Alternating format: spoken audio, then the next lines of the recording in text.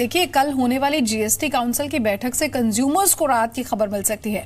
सूत्रों के मुताबिक बैठक में 32 प्रोडक्ट पर जीएसटी दरें घटाने का फैसला हो सकता है। इनमें से ज्यादातर प्रोडक्ट आम कंज्यूमर के इस्तेमाल वाले हैं। जी बिजनेस को मिली एक्सक्लूसिव जानकारी के मुताबिक जॉब वर्क, देवी देवताओं की मूर्तियां, साल के पत्तों पर जीएसटी दरें घटाई जा सकती हैं।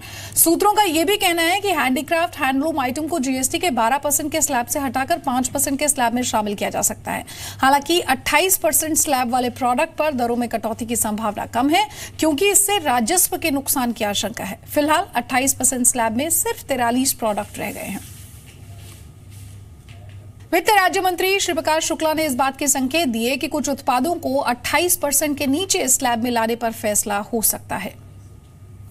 कल जीएसटी काउंसिल की मीटिंग है, काफ़ी इंपॉर्टेंट मीटिंग है। उम्मीद ये की जा रही है कि कुछ ऐसे प्रोडक्ट्स होंगे जिन पर टैक्स का फिर से रेशनाइजेशन करेंगे। कौन कौन से ऐसे प्रोडक्ट्स हो सकते हैं और क्या कंज्यूमर को राहत मिलेगी? नहीं, देखिए, प्रोडक्ट्स की जानकारी अभी तो नहीं दी जा सकती है, लेकिन जीएसटी काउंसिल में हमेशा लोगों को सुविधा देने की बात हुई और सर्वसम्मत से हुआ है। जीएसटी काउंसिल ने हमेशा जो भी निर्णय लिया है वह एक मत से लिया है, तो सुविधाएं तो देने की हमेशा स्थिति रही हो, आज भी दे जा रही है, कल भी वो हो सकता है। कल की भी जो मीटिंग होगी उसमें उस पर डिस्कशन होगा, तो कई चीज़ों पर हो सकता है। 28% स्लैब में कई ऐसे प्रोडक्ट्स हैं जिसमें कोशिश की जा रही है कि उनको कुछ प्रोडक्ट्स को 18% पर लाया, जैसे सीमेंट है या पेंट्स वगैरह है, तो क्या उन प्रोडक्ट्स पर भी चर्चा होगी? नहीं, हमेशा होती रही है, कोई ऐसा वो नहीं है। 28% पर केवल 50 प्रोडक्ट्स ऐसे हैं जिस पर 28% की स्थिति है, से सभी कोई 18, कोई 12, कोई 5 की स्थिति में है। तो उसमें से भी अगर किसी को लगता है कि निकालने के, तो कोई जीएसटी काउंसिल इसमें हिचक नहीं लाती है। शुगर सेस की जहाँ तक बात है सर, कल भी एक जीओएम की बैठक है, उसके काउंसिल की मीटिंग से पहले, तो शुगर सेस के मसले पर वित्त मंत्रालय की क्या राय है? क्या वो उसको लगाना चाहिए? एग्री सेस की भी बात हो रही है। देखिए, पिछली बार भी माननीय वित्त मंत्री श्री अरुण जेटली जी शुगर सेस के पक्ष में थे, इस नाते कि इससे किसानों को लाभ मिलेगा, लेकिन उस समय लोगों ने इसको स्वीकार नहीं किया, काउंसिल ने स्वीकार नहीं किया, और चूंकि काउंसिल का निर्णय एनॉनमस होता है, इस नाते वो बात टल गया। हम तो आज भी इस पक्ष में है कि नहीं है, किसानों को लाभ देने के लिए जो भी है हमको देना चाहिए। तो एग्री सेस, शुगर सेस की बजाय 1% एग्रीकल्चर सेस की बात की जा रही है लग्जरी आइटम्स पर, तो क्या अभी एक विकल्प हो सकता है? अभी उस विकल्प के संदर्भ में कोई बात नहीं, अभी केवल शुगर सेस की बात है। Thank you. जीएसटी काउंसिल से पहले शुगर सेस को लेकर बनी ग्रुप ऑफ मिनिस्टर्स की कल बैठक होगी, और इस बैठक में क्या होगा, ये ज्यादा जानकारी के लिए मेरे साथ मेरे सहयोगी प्रकाश प्रियदर्शी हमारे साथ जुड़ गए हैं। प्रकाश, ये बताइए सबसे पहले कि शुगर सेस को लेकर आखिर फिलहाल क्या कुछ खबर है और क्या सहमति बनने की उम्मीद है?